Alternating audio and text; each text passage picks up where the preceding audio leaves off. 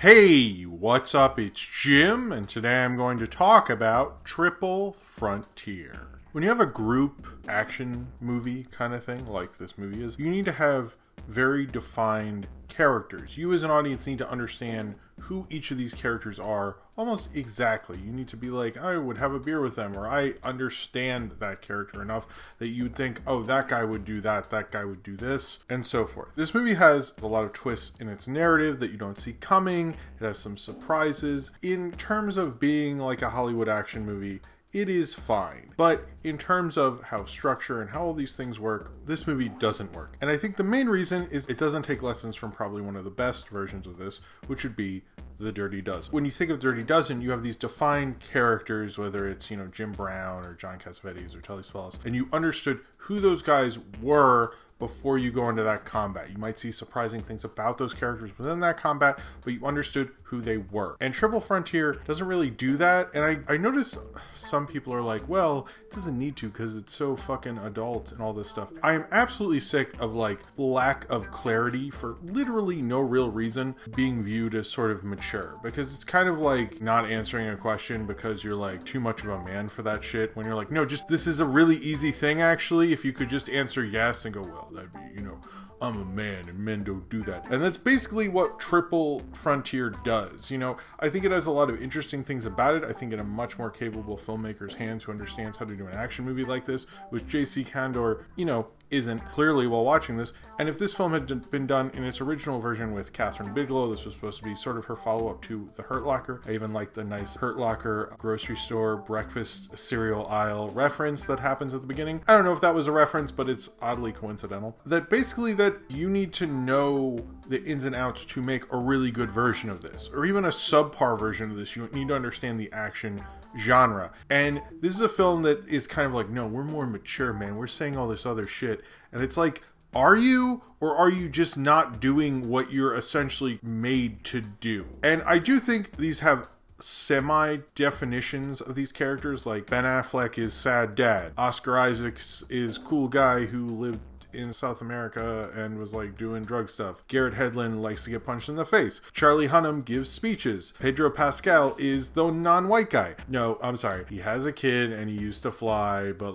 for real, that never comes up. Even in parts where you go bro, you have a kid. What the fuck? At the end, if you've seen the movie, I thought that. So, whatever. I like this script. It was written by Mark Bowl, but then J.C. Candor, I guess, did some rewrites or something, since the whole deal with this movie has been trying to be made since about, I guess, a little before Hurt Locker and then a lot after, and because of Catherine Bigelow's kind of heat after Hurt Locker, people like Tom Hanks, Johnny Depp were both going to star in it at one time, and then that got delayed because of Johnny Depp, and then Will Smith wanted to, and Catherine Bigelow said no, and then Tom Hardy was supposed to be in it or something. Mahershala Ali, I don't know which parts. I'm assuming Johnny Depp and Tom Hanks were going to be the Ben Affleck, Oscar Isaacs thing. That's my interpretation that I am basing on nothing. And then it became Ben Affleck and Casey Affleck, and then Paramount got sick of it, and then Netflix picked it up, and here we are now, and I'm reviewing it, and maybe you're watching this, I don't know. But the point is I think sometimes when you have a non-genre director coming in, and you have people who know genre more, like I myself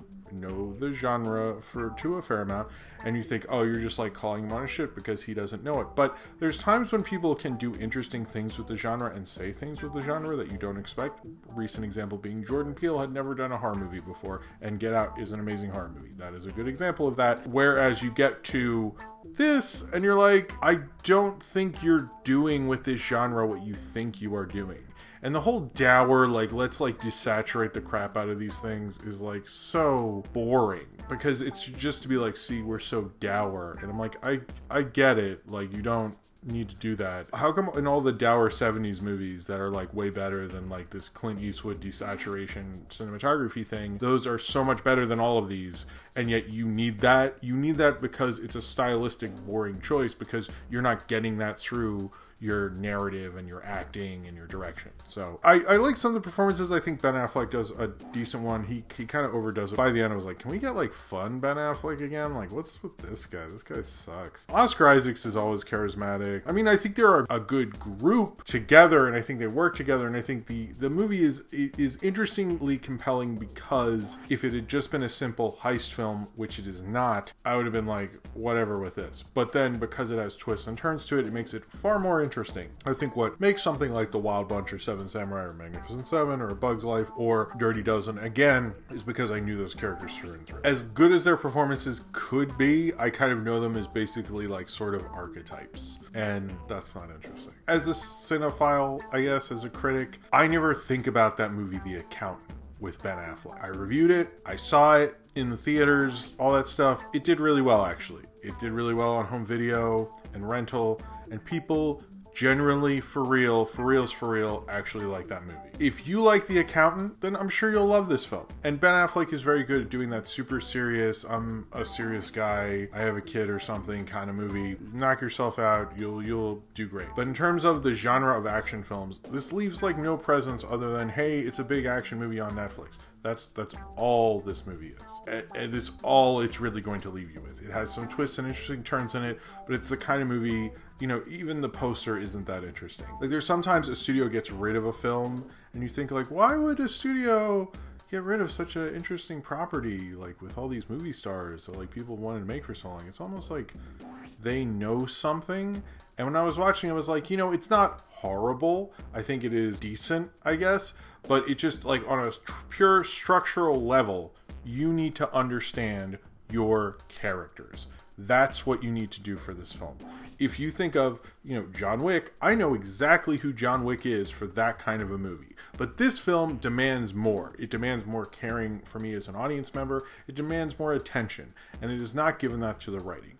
Often, you know, the famous Billy Wilder quote, you don't have third act problems, you have first act problems, rang true. Because I have no clue what the dynamic is, other than Ben Affleck's the leader and the rest of them are guys, and one of them flies, I think, and maybe Oscar Isaacs is like vice president, co-chair, assistant guy, and Garrett Hedlund is like third, no, Garrett Hedlund's like fifth, and Charlie Hunnam's like third in line or something. It's like there's, you know, even the action scenes, like in the house thing, I kept thinking, oh, they'll do like a cool tracking shot, and they like sort of do. I kind of would have liked to have seen the Catherine Bigelow one, because Catherine Bigelow, I feel like I knew Anthony Mackie and Jeremy Renner's characters in The Hurt Locker very well, or Jessica Chastain in Zero Dark 30 very well, or even what she did in Point Break, another very defined character thing.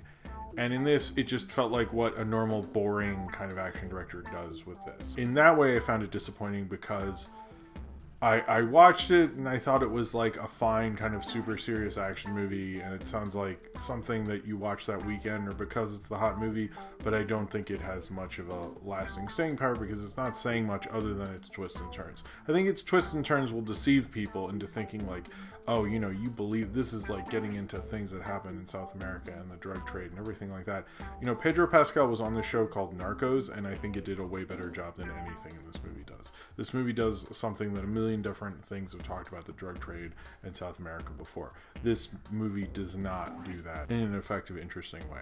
And I found this film as an action movie kind of just half-baked, because it just didn't really, like, if they had had a scene of them in, I'm assuming, the Iraq War, they don't really talk about what they did, or, you know, some mission, or they went into detail about it in a scene about what they did, and like why Ben Affleck's like totally retired and weird about stuff, and like things that's like there's like points where I'm like, it feels like I'm missing something. Like, is there another version of this? Did I hit the limited one? This movie's pretty long, so I hope it's not a longer one, because it's maybe too long. It runs out of steam because it pushes itself as far as it can go with this thin stuff. If we really got that, we'd understand their dynamic. Certain like big things that happen in this movie that I think could have meant a lot more. I feel like this is going to be compared, like, this is a real serious man's action movie, and none of this comic book PG-13 things. It's like, that's cool that you are really into saying that, but the problem with that is, like, when you watch those films are about character,